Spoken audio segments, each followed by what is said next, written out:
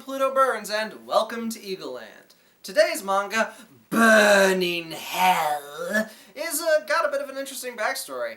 It's one of those two-man works, being written by Yeon In-wan, but drawn by Yang Kyung-il. And if their names didn't clue you in, they're Korean. But this manga is written in Japanese and was published in Japan.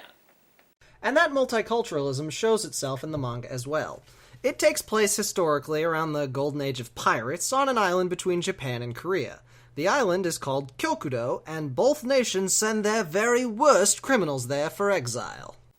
Oh, and this is also one of the most action-packed, exciting, hilarious, balls-to-the-wall action mangas I have ever read. So let's get started. These are our leads, Ju and Kim Han. They kick ass. That is all. So, Ju is being deposited on the island. The ship captain is very worried about the lives of his men and wonders why the government didn't just execute Ju after he killed and ate over 1,000 warriors.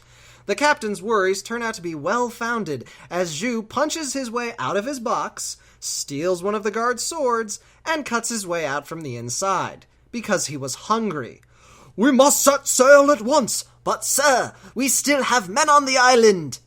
"Set sail!" "Come back! Give me food!" Ju issues a challenge to any of the prisoners on the island. He gets the same response George Parker gets when he tries to sell the Brooklyn Bridge nowadays. He's just about to resign himself to eating his guards, even though they don't seem very nourishing. But before he can get started on the Japanese sushi bar, he smells something delicious. He tracks the smell to a scrumptious-looking pig on a spit. Using his massive brain, Ju determines that this is not a trap and runs straight into the tiger trap. Hell, if I'd fall for that kind of trap, wham! Oh my god. Oh, it was so funny that I didn't even notice that the boulder swung in from nowhere. Seriously, they were outside. Where the hell was the pivot point?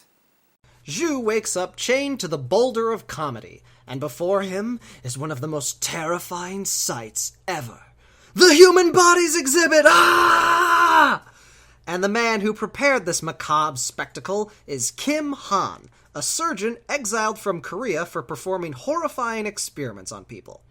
Now, as a Korean, neither he nor Ju understand a word of what the other is saying. But words become meaningless when Kim slices up one of Ju's eyes in preparation for his eventual dissection. Ju decides he's had enough of this and proceeds to destroy the boulder he is chained to by flexing really hard. Kim is understandably surprised by this, giving Ju a chance to take the phrase eye for an eye very literally. And then they clash swords in an epic duel to the death. 1 year later, pirates! So, this definitely takes place in the 1500s, and these pirates are Spanish. Now, at the time, pirate activity was mostly limited to the Atlantic Ocean, primarily around Europe and the Caribbean. So, these pirates are really far from home to be landing anywhere near this island. And it looks like one of the pirates is very uncomfortable with this plan, whatever it is. He plans to lead the crew out of here himself if he has to, but the captain activates his Sharingan, which in this universe allows you to eviscerate people. So, that's the end of that mutiny. But the men on the beach are about to have their own run-in with evisceration, as Ju comes out of the forest planning to steal the boat and get back to Japan. But Kim had a similar plan and set up traps the night before. "Hey, Kim, reattach that finger yet?" "Did you find your toe?" "Losing a toe means nothing to me." I wish to reiterate that neither of these men speak the same language. So it's back to the kill-each-other races. For some reason, the pirates try to jump into this whirling mass of death. It does not go well, especially when Kim pulls out his more elaborate traps. The captain watches on bemused. "At this rate, the red skeletons will soon be obliterated." Kinda killing our guys. Oh, we have more of those things back at the ship. So the cap sends in Barry, to deal with them. And Barry rushes in like a black plague god to reveal his true form as a foppy Spanish guy. Okay, so more Zarbon than Dodoria. Whoa! What's with this stench? You ever take a bath? He smells more pleasant than you, Zhu. Han, you just insulted me, didn't ya? Barry begins his assault with his bizarre triple-pronged chain weapon. He generates enough torque to knock Kim over. Get back, Zhu! Look out, Skewer Man, he's pissed. Wah! 1, 2, 3, 4, 5, And 6! Boom! Holy Mother O'Malley O'Toole of Christ, that was awesome! He cut the skin off of a moving target! Just... Ah! I need to hit something. Where's Jay? He's out by the pool. I will be right back.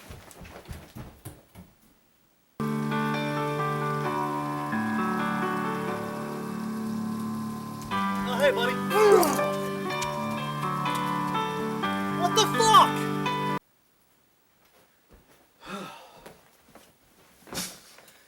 Alright. I'm good.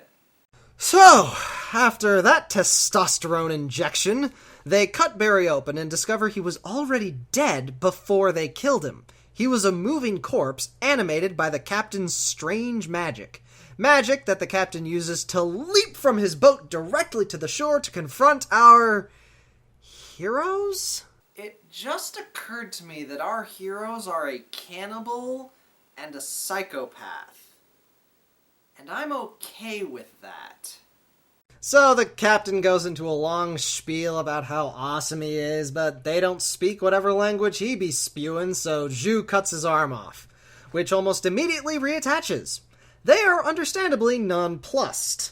Then he goes into how he's got some demonic power called Roar and blah blah blah blah blah. What's he saying? Probably bragging about whatever Roar is. Not like I can understand you either. But then the captain pulls out giant crab legs from his back and knocks them both back. They team up to fight him, but quickly realize the open areas give him the advantage and make a dash for the ship. The captain cannot keep up on account of his peg leg. Zhu, give me a boost. Yup. Alright, now I can climb up and... Damn it, Han! This is like a comedy of errors, with more murder. Kim checks out the ship, hoping to find some extra special treasure. Instead, he finds a white woman. Hey, where are the white women at? Kim gets very inappropriately excited at the thought of slicing up a woman and puts on his best serial killer smile. Let me touch your skin. Why does the manga keep reminding me of Dragon Ball Z Abridged? Girl's name is Catherine. She was kidnapped from England, and the captain's planned to use her as some sort of mystical virgin sacrifice to increase his roar powers and blah blah blah blah. I don't even know why she is telling Kim this. It's not like they speak the same language. Kim is about ready to get his Buffalo Bill on, but then he sees a vision of what I assume was his wife and is distracted long enough for the ship to start breaking. Naturally, the damage was caused by Zhu and the captain's fight on the top deck. Han! How dare you trick me! Look, I found a woman. Woman? She looks tasty. Hey, get away from my sacrifice! Captain Crunch pulls out a few more crab legs and snatches Catherine back. Aw, man, I was gonna eat her. She was going to be part of my greatest experiment. Our heroes are horrible people. Kim slices off a crab leg and Zhu catches the damsel. He looks to be making a run for it, but suddenly comes back to save Kim. Don't get this wrong. I won't. You want to kill me yourself. And so our two madmen team up and take down a literal demon of hell. Covering each other's weak side, they slash and tear and rend at the ever-growing monstrous claws until finally they tear apart the main body, finally ending the captain's life. Oh, man. Whew. With his head's dying breath, the captain proclaims that the other roar users shall ever hunt the girl. Then the boat breaks. Wah wah.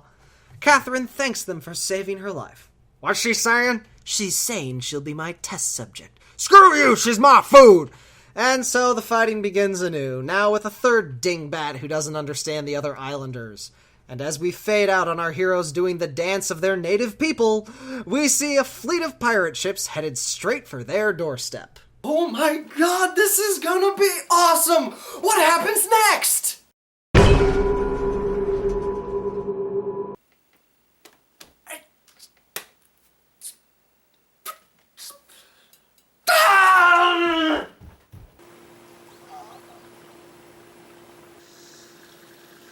Jay? I'm sorry.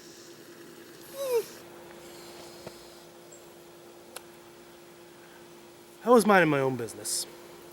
Good book, a couple of shots of vodka, some good music. You had to go ruin that. All my dark places were going away, the voices in my head went silent. But no, you had to bring them back and ruin my vacation.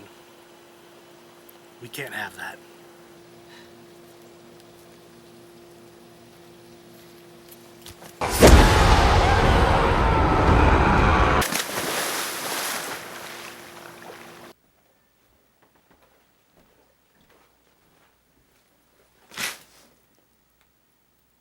I'm Plutoburns, and this has been Eagleland.